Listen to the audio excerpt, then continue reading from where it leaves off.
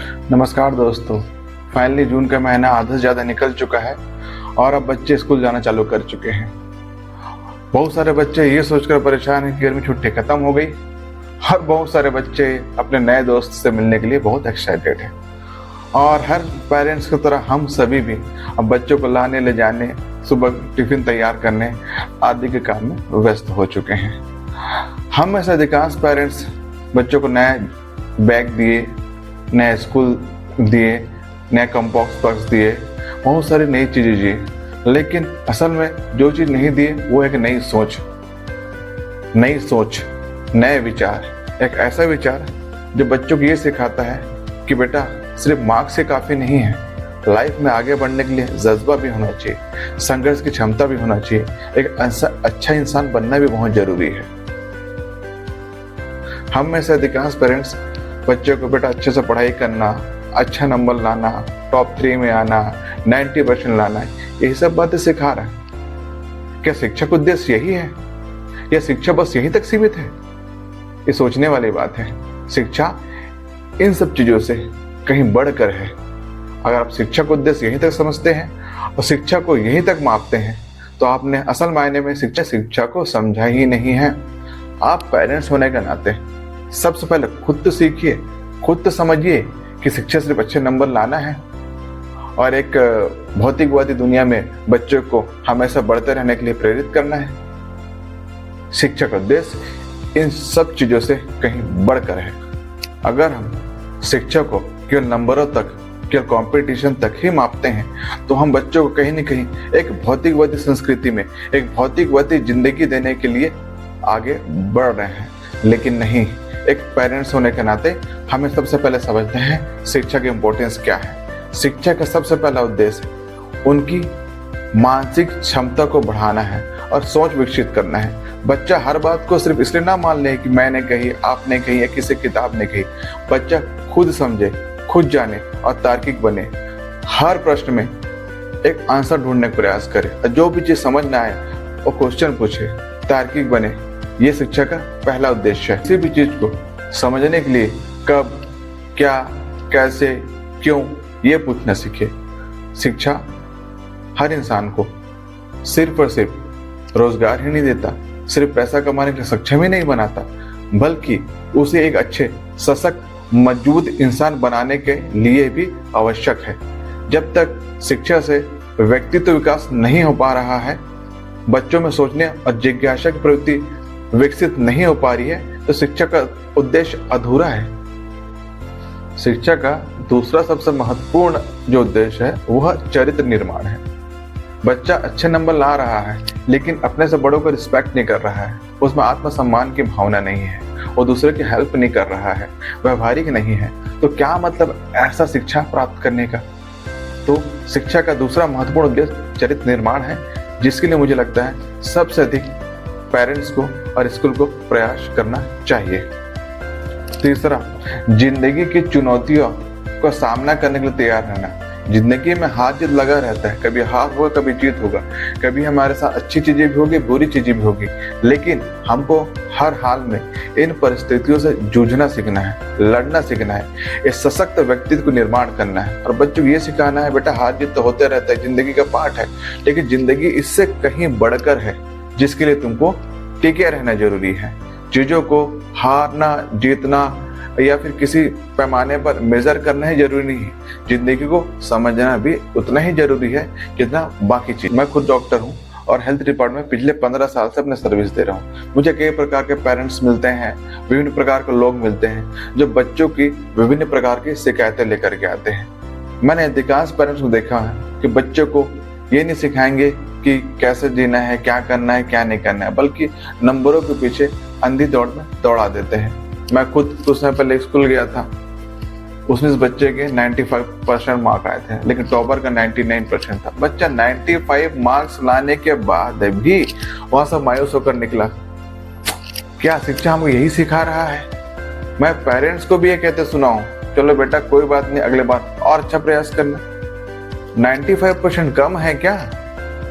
बल्कि उसे प्रोत्साहित कीजिए, उसका मनोबल को बढ़ाइए और बोलिए बेटा बहुत अच्छा किया तूने, मैं तो अपने टाइम में इतना भी नहीं कर पाया था, उसके बाद भी असफल हूँ, तो बच्चे तुमने तो बहुत अच्छा किया है। हमेशा उसको मनोबल को बढ़ाने का प्रयास कीजिए, तब जाकर के बच्चा का मनोबल बढ़ेगा और एक अच्छा व्यक्ति और इंसान के रूप में विकसित होगा।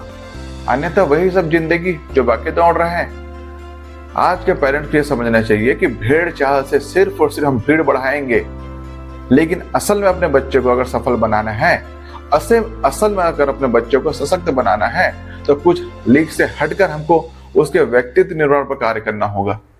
तब जाकर के बच्चा एक मजबूत बच्चे के रूप में, इंसान के रूप में आगे बढ़ेगा। आज के समय में अधिकांश पेरेंट्स क्या सोचते हैं, अपने बच्चों को अच्छे स्कूल में डाल दिए, महंगी फीस दे रहे हैं, बहुत सारी महंगी चीजें मेंटेन कर रहे हैं और अपनी जिम्मेदारी से मुक्त समझते हैं। लेकिन असल में ऐसा है क्या? बिल्कुल भी ऐसा नहीं है। जिस प्रकार माता पहली गुरु होती है, उसी प्रकार हमारा पहला स्कूल हमारा घर होता है। स्कूल में किताबी ज्ञान जरूर मिलेगी, लेकिन असल संस्कार हमको बच्चे को घर से ही देना प्रारंभ करना है। घर का माहौल ही हमें सकारात्मक रखना है। तो मैं पेरेंट्स को कुछ बातें कहना चाहूंगा।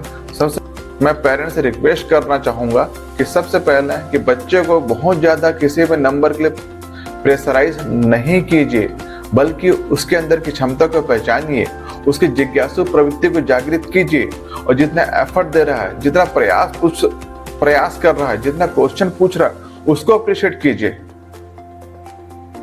नंबर की तरफ भागना बंद कीजिए, काबिल बनिए।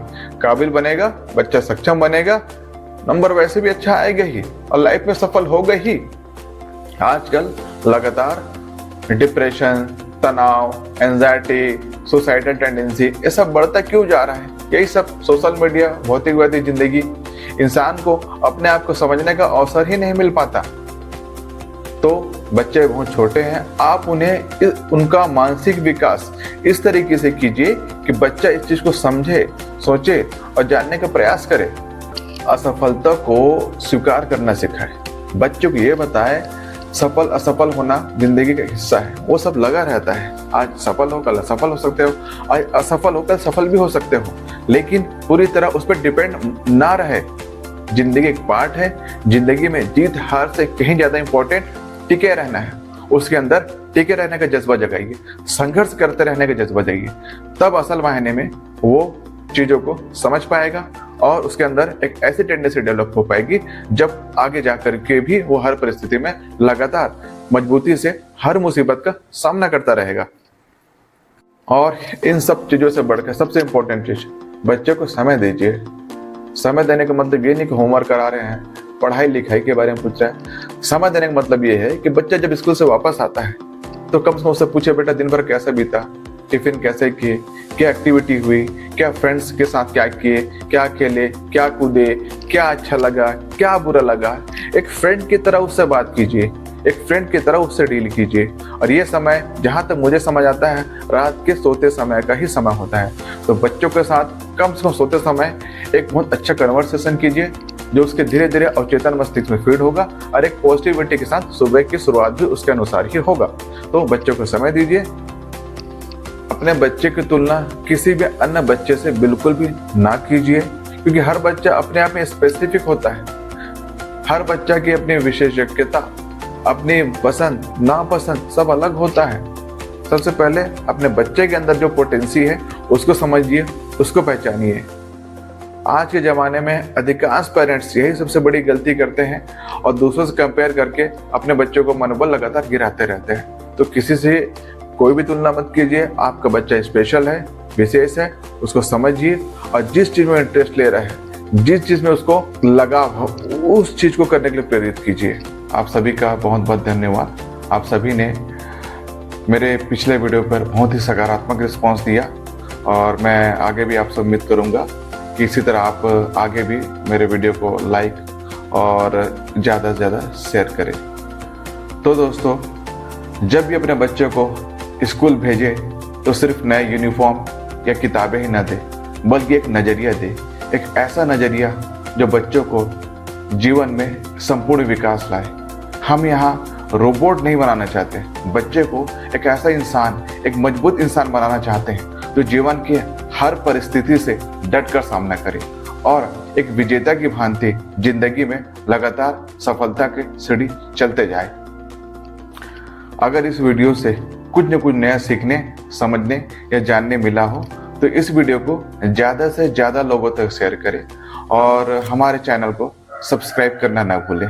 एक सब्सक्रिप्शन से हमें काफ़ी मोटिवेशन मिलता है और आगे भी हम इस तरीके से प्रयास करने के प्रोत्साहित होते हैं। बहुत बहुत धन्यवाद। जय हिंद, जय भारत, वंदे मातरम।